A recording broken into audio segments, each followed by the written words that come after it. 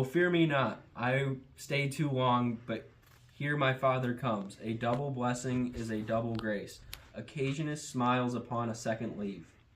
Yet here, Laertes, aboard for shame. The wind sits in the shoulder of your sail, and you are stayed for. There, my blessing with thee, and these few precepts in thy memory. Look at thou character, give thy thoughts no tongue, nor any unproportion through his act. Be thou familiar, but by no means vulgar. Those friends thou hast in their adoption tried, grapple them upon thy soul with hoops of steel. But do not dull thy palm with entertainment of each new hatched, unfledged courage. Beware of entrance to a quarrel, but being in, bear the opposed may beware of thee. Give every man thy ear, but few thy voice. Take each man's censure, but reserve thy judgment. Costly thy habit, as thy purse can buy, but not expressed in fancy, rich nor gaudy.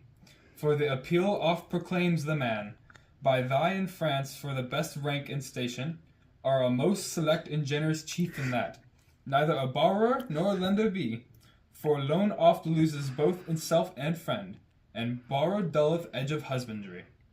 This above all, to thine own self be true, and it must follow as the night the day.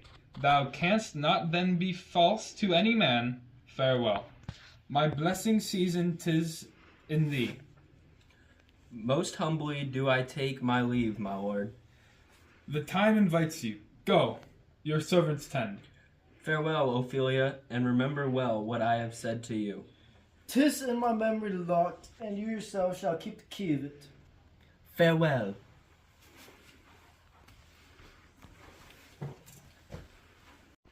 What is't, Ophelia, he hath said to you? So please you, something touching in the Lord Hamlet. Marry well be thought, 'tis told me hath very oft of late given private time to you, and you yourself. Have you your audience been most free and boisterous, if it be so, as to 'tis put on me?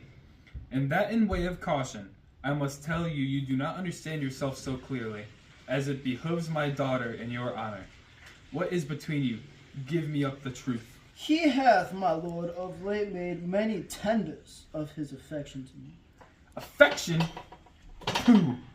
You speak like a green girl, unsifted in such hilarious circumstance.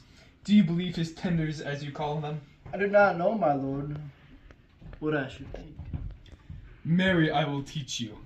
Think yourself a baby, that you have teamed these tenders for true pay, which are not sterling. Tender yourself more dearly, or not to crack the wind of the poor phrase, running it thus, you'll tender me a fool.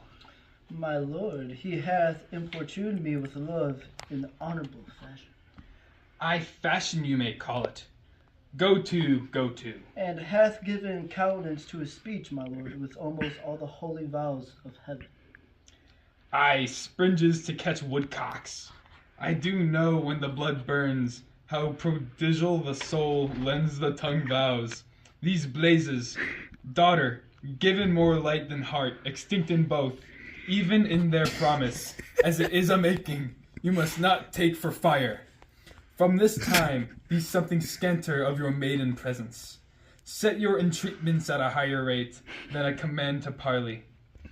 For Lord Hamlet, believe so much in him that he is young, and with a larger tether he may walk, than many be given you, in few, Ophelia.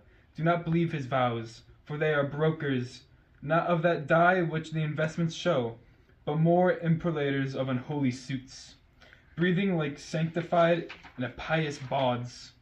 The better and beguile, this is for all. I would not, in plain terms, from this time forth have you so slander any moment leisure, as to give words or talk with the Lord Hamlet. Look to it, I charge you. Come your ways. I shall obey, my lord. Excellent. Is that it?